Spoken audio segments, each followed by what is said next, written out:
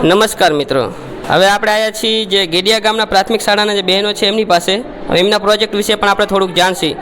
બેન, પહેલાં તો તમારું નામ અને તમારું ગામનું એડ્રેસ આપી દો. મારું નામ મલિક મેરાજબેન હનીફ ખાન છે. હું શ્રી ગેડિયા પ્રાથમિક શાળા ધોરણ 8માં અભ્યાસ કરું છું. મારું નામ મલિક સમીમબેન ઇમરાન ખાન છે. હું શ્રી ગેડિયા પ્રાથમિક શાળા ધોરણ 8માં અભ્યાસ કરું છું. તમારો પ્રોજેક્ટ શું છે એ થોડુંક સમજાવશો?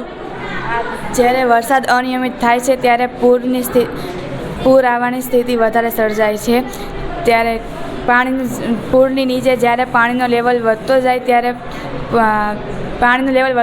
સાયરન વાગે છે અને બે સાઈડ લાઇટ ચાલુ થાય છે કે જેમ કે એનું કારણ એ છે લાઇટનું કે બે સાઈડથી વાહન આવતા હોય ને તો વાહન સ્ટોપ થઈ જાય અને તેમને જાણ થાય છે કે આગળ ખતરો છે, એટલે આગળ ના જઈ શકાય. અમે